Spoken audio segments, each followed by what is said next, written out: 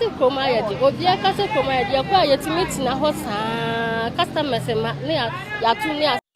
Abuza from mamu nyina makwaba e de bagana and c0me so. But omo dey so be like video, no be subscribe to the channel, no what turn on notifications. Say be next time. Videos of this nature eba also sabit makabina so watch your comment section ho. Maybe whom be from Mr. President Amejo also TikTok or comment section ho. By be whom be from Mr. President Amejo also. Ko yin na dream say that be ano e between the new patriotic party aba power. Na ya bana Ghana fo nyina ho ato ko amamo we dey. The need to Sudan say man we need that be na the be ameka asem be say amanyasom ne yeye no. So wa mo ni anda ho a ho be chiro pa.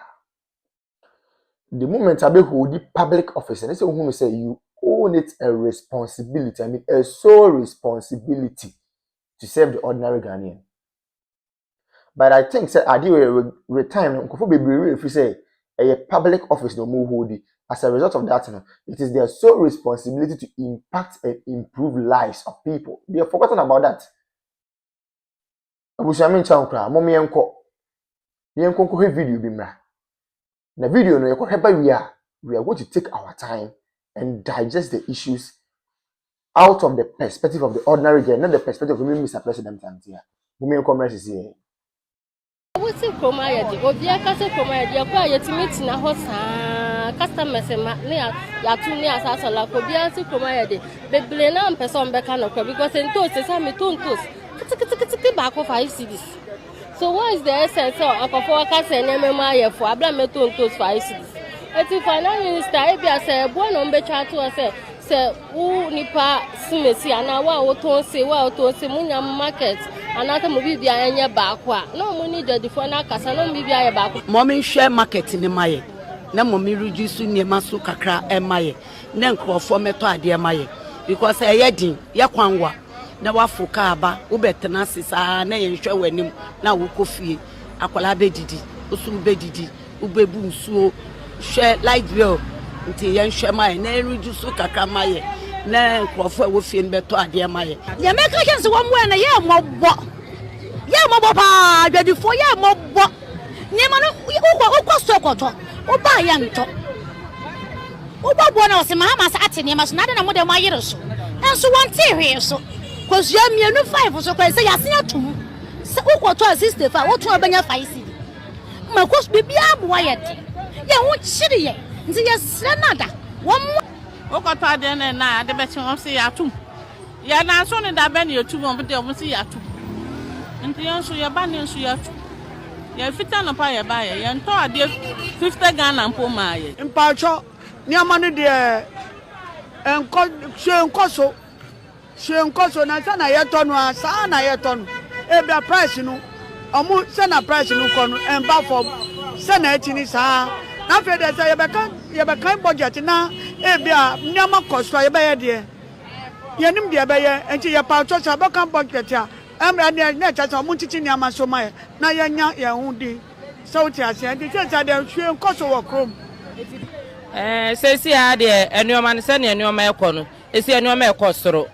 Esi afitiano pakura me baya me bebe shedwa me tinsa wom na me full kamba afitiano pa me bebe shedwa me baya koge chaku 20 cedis me ba ko na yato obi aba no bebisa na aka 20 cedis na o se ne boy den ye nte so o se the pet student obi and something kilometers. If you enter a canoe, how much of Ankobra can you police? And so with the collaboration of the finance minister, the Ministry of Defense and Ministry of Interior Police came with some requirements that they need, for patrolling the water bodies, and then equipment they need to maintain. They need tents for the forest reserves. Once they've cleared the Galamsey operators, they need to have tents where they can camp the soldiers and have kitchens where they can cook their food and all that kind of thing. So we're working with illegal mining. Illegal mining has eaten into the fabric of our society. And I must say that it is not only a menace to our society, but it has involved the circle of traditional rulers, political party appointees and everything. And so even when one party changes, those who were running some operation who were to one party will go to the next party and say, oh, now that you have come and take over this operation and let's share, and we too will be getting small. This is what we're doing. And so I don't kid myself that we don't have our own people involved. And the work of the don't have our own people involved. And so I don't. So,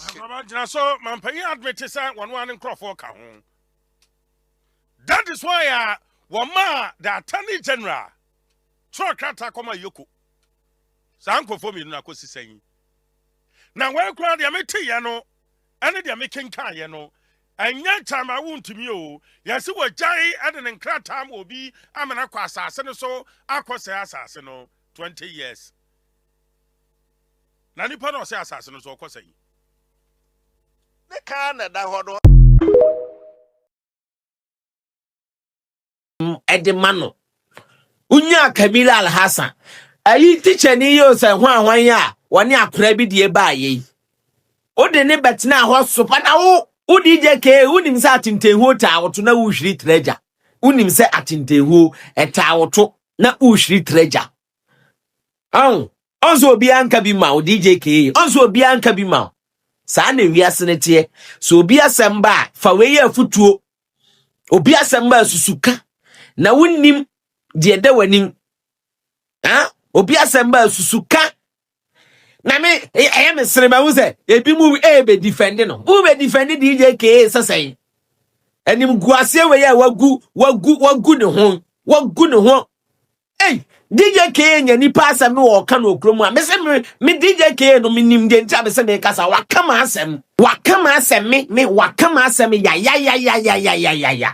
asa ne ye nya nipa asa ye de ne ye mfura busuam ene de wo me se baby a wo no ankasa no baby a isu no ko fine na faye somebody can catch us say afaye pa enti ne yentimi enka no se de nke ese ye ka no ene wo nti Kamila Al Hassan ocha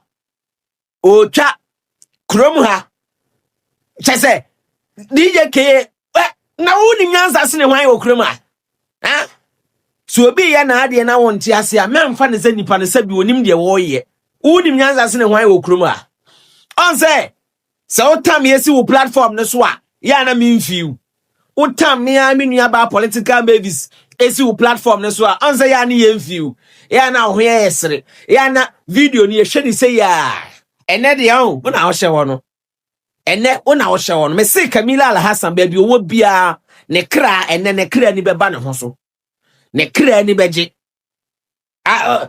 na explanation be na de be abonten endra me ye video ba akoma na no ne part 1 we ye part 2 me twen so obesa ba abonten abekeka obeti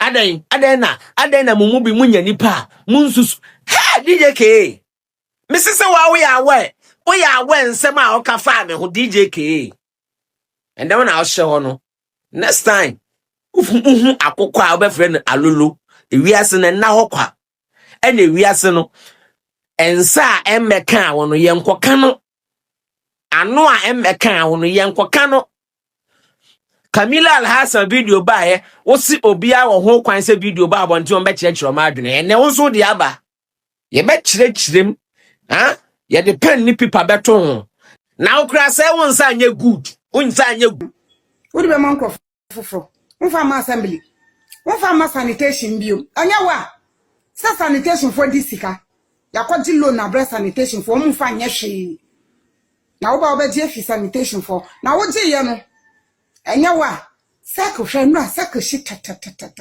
nso tonshina baby shi hey who ya dio nkwa ho ba eja hihie hey Mr. Pad unya ba perfect intro say what a pad sanya wide we say pad na be ye bibia mo It took about 15 minutes. You can even waste as much as 1.5 hours.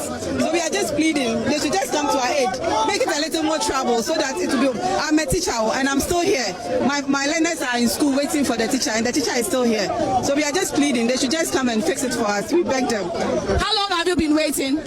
Oh, I got here for almost 4 hours. Yeah, if I'm not, yeah, 4 hours. Because I got here before 6 o'clock and we are still here. It's 9 something. So it's more than almost 3-4 hours we've been here.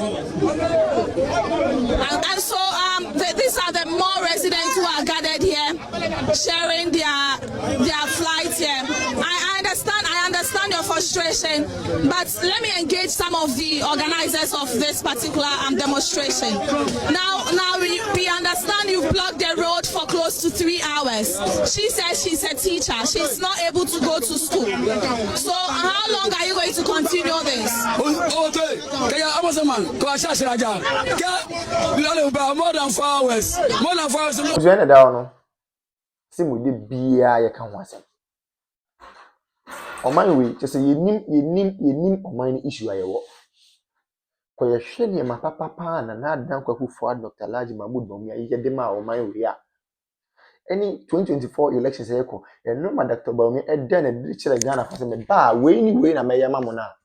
Busia na ke ye nsem fata de yensa kan. Serious. So in fact, on my bit me could borrow or my be presidency. On my bit me could borrow or my be leaders are KBA, the new patriotic party, the leaders of the party, KBA borrow another African country to cause development there. For the first time in the history of the country, we have generalized free senior high school. The word is generalized. For the first time in the history of the country, we have active drone delivery systems. For the first time in the history of the party and of the country, yetimi enya active and well facilitated health facilities across the length and breadth of the country. Agenda 111. We may say impoyen because the agenda na the person here number of hospitals and the is yentime because of time. But those ones yetimi go and see how they have been operationalized. And then me look say we have some of the hospitals in fact, yeah, equipping hospitals are all right, but because of political tantrums and political gains, me look say yeah, hospitals and they go sana no me say. It is a Kenyan who say na no me nyina be ya. It is a scan kan kan dey wasa botumi say oh, I mean say we say people for ya comfort. Name ma comfort ma sacrifice discard to what they are hospitals, ma mo so mo ya comfort. A comfort ma facilitate me say on be fund free seniors mo so mo ya comfort. You say anya Ghana for dey. Na fe na tables na 10 afi dem mokekam kakaka. Why are they shouting? Obi ankara no ntum ne nko no ho. Asofo no mo nkoma no ntu asofo no with the greatest of respect, omo nkoma no ntu ne nko nyina ho. Chief imam for ne nkoma no ntu ne nko nyina ho. Politicians ne nkoma no ntu ne nko nyina ho. Market women no nkoma no ntu ne nko nyina ho. Obi ankara no ntu ne nko nyina ye ho. 2020 dua, they will know the way forward. Yeti kroma obi so ono ba ono the credit scoring system be ba mo so open konketenkete. Nanze bibini na nkasa de se bi ye bibia yanketenkete ya adwen yanketenkete ye bibia ye bia invest square ye yanketenkete. We want everything in pieces. We don't want everything in bulk. Adi asem kra ni. Obi ma credit scoring system also open konketenkete. Obi introduce electric or electronic bus systems, most of them konketenkete. Is any one there? You people chose policy, you people chose music over policy. Then you tell me ho papa, and I feel them go watch them. Me na wo ne wo sia chem say bi, me na me go catch you Regr3t man say all members come to Butu one. Ye wa ha. Digitalization ye start say ye mo say there bi. Digitalization and to kinki, nti mo pe kinki sika. Nti amamu papa na ba, o mo ma mo kinki, amamu a ade na mo kam. Ye wo krom ha ya. And the Regr3t mama could not encanfo mu gafo catch up say, oh, gafo de oh, na mo de onye kinki na mu hia utilization bia. And I gafo say okay, you better ba na ma boom boom boom boom. Mo to ba ma kinki government it me Say dey ko ye kra de menu now to me who letter bi a yoko for tro ye about council of state member voter region. Na me say fiam hey Ramona Chapa ya hype say where can say Israel train Israel train. But the issue is true. Okay, the letter now was say Council of State member no were former staff Emanam 1, which is never true. Onya Juma order. Onya Juma or da. And Onya Juma or da. Amanam 1 for the first time. Nam 1 I post. Oh yes, Nam 1 I post. Yeah, no catch you. We say, oh, the panel boy.